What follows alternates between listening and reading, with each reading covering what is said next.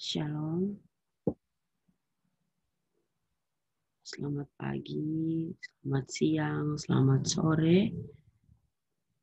Hari ini kita berjumpa lagi dalam kuliah daring dan kita akan masuk lagi ke dalam materi berikutnya setelah relasi antar himpunan kemarin atau minggu lalu. Hari ini kita akan belajar lanjutan dari materi relasi antar himpunan, yaitu operasi himpunan. Pada kesempatan ini kita akan belajar jenis-jenis dari operasi himpunan itu seperti apa. Untuk tidak memperpanjang waktu, kita masuk langsung ke materi intinya. Yang pertama, kita mau belajar tentang irisan atau intersection. Apa itu intersection? Intersection adalah, atau irisan adalah, irisan dari A, misalkan ada irisan dari A dan B, biasa kita lambangkan A iris B, atau kalau dalam bentuk huruf, ini seperti huruf N gitu. Jadi A iris B adalah himpunan yang anggota-anggotanya merupakan anggota dari himpunan A dan sekaligus anggota dari himpunan B. Jika A iris B, perhatikan, jika A iris B, maka himpunan anggota-anggotanya merupakan anggota A dan juga sekaligus merupakan anggota dari himpunan B. Biasanya irisan itu identik dengan kata dan. Jadi misalkan ada soal cerita A iris B, maka anggota dari A itu anggota dari A merupakan anggota dari B, atau semua anggota di A, maaf bukan semua anggota, ada anggota di A yang juga merupakan anggota di B. Ini ilustrasi menggunakan diagram Venn. Jadi misalkan kita punya himpunan semesta dengan anggota A dan B. Ada anggota-anggotanya di sini, gitu. Dan di mana anggota dari A, terdapat anggota dari A yang juga merupakan anggota dari B. Untuk lebih jelasnya, kita masuk ke contoh soal. Gitu. Contoh soal dari irisan. Misalkan kita punya himpunan yang anggotanya itu adalah A, B, C, D, E, F. Dan B itu adalah A, E, dan G. Coba perhatikan. Himpunan A anggotanya A sampai F. Sedangkan himpunan B anggotanya adalah A, E, dan G. Maka yang dikatakan dengan A iris B adalah A dan E. Kenapa A dan E?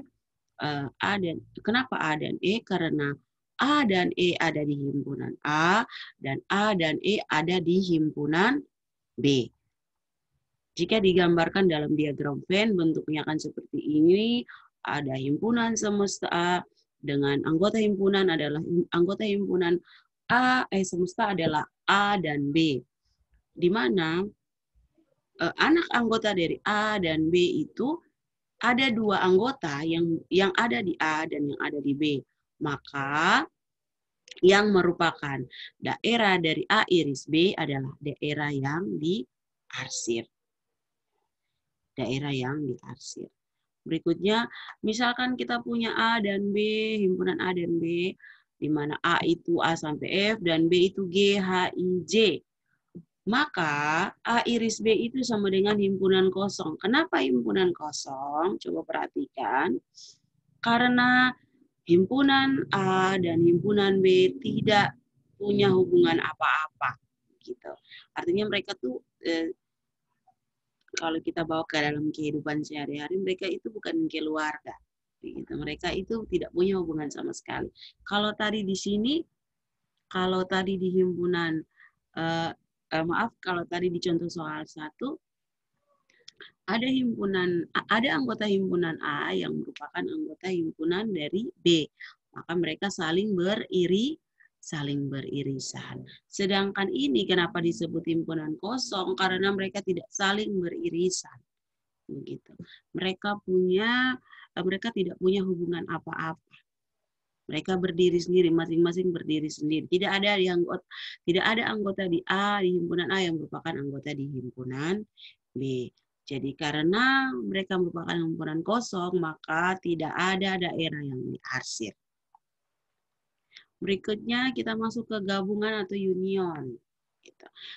Definisi dari gabungan sendiri adalah gabungan antara himpunan A dan himpunan B dilambangkan dengan A seperti ini, lambangnya seperti ini.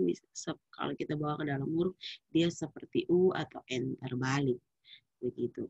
A gabung B. A gabung B adalah himpunan yang anggota-anggotanya merupakan anggota himpunan A atau anggota himpunan B. Kata gabungan identik dengan atau. Tadi irisan identik dengan dan, sedangkan gabungan identik dengan atau. Jadi A gabung B sama dengan gitu. A gabung B sama dengan himpunan X, di mana X itu adalah anggota dari A atau X itu adalah anggota dari B. Kalau kita gambar pada diagram Venn ini, kita perhatikan A dan B juga, anggota di A juga himpunan A atau merupakan anggota yang ada di himpunan B. Untuk lebih jelasnya kita masuk ke contoh soal. Misalkan A dan B seperti yang tadi, A dan B, A sama dengan B, C, D, E, F, dan B, G, H, I, J. Maka A gabung B adalah karena gabungan, begitu. Karena gabungan, maka semuanya itu digabung menjadi satu, anggota A dan anggota B. Jadi A, B, C, D, E, F, G, H, I, J. Begitu. Karena digabung, maka jika digambar dalam diagram Venn seperti ini. Jadi A dan B merupakan anggota dari semesta, di mana A juga anggota dari himpunan semesta, atau B juga merupakan himpunan anggota dari semesta. Daerah yang diarsir menyatakan A digabung dengan B. Begitu. Berikutnya, misalkan A dan B itu punya anggota-anggota sebagai berikut. Anggota dari A adalah A sampai F, anggota dari B A, E, G. Maka A gabung B adalah A, B, C, D, E, F. Kenapa A, B, C, D, E, F? Tadi kita belajar pada irisan, misalkan ada anggota di A yang merupakan anggota di B, begitu, maka kita cukup tulis satu kali. Kita tidak harus tulis A, B, C, D, E, F, terus A, E, G. Beda dengan contoh 1. Kalau contoh 1 ini diambil, kalau dalam irisan, gitu. Kalau dalam irisan mereka tidak punya hubungan apa-apa. Begitu. Tetapi ketika digabung, mereka berdua merupakan himpunan dari semesta. Gitu. Merupakan himpunan dari semesta. Maka ketika digabung, mereka ditulis, semua anggota ditulis menjadi satu. Beda kasusnya dengan contoh 2. Contoh 2 ini adalah ada anggota di A yang merupakan anggota di B juga. Jadi ketika digabung dia akan seperti penulisannya akan seperti ini. Anggotanya adalah A, B, C, D, E, F, G. Gitu. Jadi diagram V-nya seperti ini. Yang pertama ada irisan antara A dan B. Begitu. Ada irisan A dan B dan juga ada gabungan antara A dan B. Maka semua daerah yang diarsir ini yang merupakan atau yang menyatakan daerah A gabung B. Berikutnya komplemen. Komplemen ini artinya misalkan diberikan himpunan himpunan semesta atau S dan himpunan A, di mana A merupakan bagian dari himpunan S atau bahasa matematikanya itu adalah subset. A bagian dari himpunan S. Komplemen dari A dilambangkan dengan A aksen. A ada tanda koma di atas atau ada tanda garis satu di atas. Biasanya kalau di buku-buku matematika ditulis kayak macam ada tanda satu di atas A. Di sini pakai tanda koma. A dilambangkan dengan A aksen. Adalah himpunan semua objek di S yang tidak termasuk dari A. Gitu, yang tidak termasuk dari A. Misalkan misalkan ini diagram V-nya, ini contoh diagram V-nya, kita punya himpunan A yang anggotanya X, dan X itu merupakan S, namun X itu bukan merupakan anggota dari A. Untuk lebih jelasnya kita langsung ke contoh, misalnya kita punya S, begitu. Kita punya himpunan semesta 0 sampai 10. Sedangkan himpunan B itu adalah 1, 3, 5, dan 9. 1, 3, 5, 7, 9 atau bilangan ganjil. Maka B komplemen gitu. Maka B komplemen adalah himpunan bilangan S selain B. Himpunan bilangan S selain B adalah himpunan genap. Himpunan bilangan genap. Kenapa himpunan bilangan genap? Tadi definisinya adalah misalkan diberikan himpunan A dan A itu merupakan subset dari S, maka komplemen dari A adalah A itu semua objek yang ada di S, namun yang selain dari himpunan A, gitu. Jadi misalkan di sini kita ganti kata A dengan kata B. Jadi ada himpunan B yang merupakan himpunan semesta, begitu. Yang merupakan himpunan semesta, maka B komplemennya adalah himpunan bilangan S selain B yang bukan bilangan dari B. Jadi misalkan kita punya semesta itu tadi adalah 0 sampai 10, bilangan-bilangan 0 sampai 10. Terus di mana himpunan dari B itu juga merupakan himpunan semesta, tapi himpunan B adalah himpunan bilangan ganjil, yaitu 1, 3, 5, 7, dan 9. Maka komplemen dari bilangan B itu sendiri adalah yang bukan himpunan B, yang bukan anggota pada himpunan B, maka otomatis yang bukan himpunan pada yang bukan anggota himpunan dari himpunan B adalah bilangan genap atau 0, 2, 4, 6, 8, 10. Jadi mereka semua ini adalah anggota dari semesta. Namun jika anggota dari B itu adalah 1, 3, 5, dan 7, maka B komplemennya adalah selain dari anggota B itu, yaitu 0, 2, 4, 6, 8, dan 10. Berikutnya selisih himpunan. Selisih dari A dan B dilambangkan dengan A kurang B.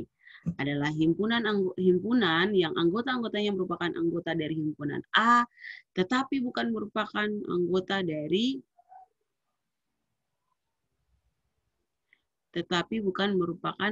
dari himpunan B. Ini mirip-mirip dengan definisi yang tadi. Jadi A kurang B itu sama dengan X, di mana X elemen A dan X bukan elemen B. Ya, untuk lebih jelasnya kita ke contoh. Misalkan A sama dengan A, B, C, D, E, F, dan B, A, E, G, maka A selisih dari B, A kurang B adalah B, C, D, F. B, C, D, F. B, C, D, F. Maka diagram V-nya akan seperti ini. Jadi ini sebenarnya mirip dengan irisan, tapi yang menjadi pembedanya adalah kalau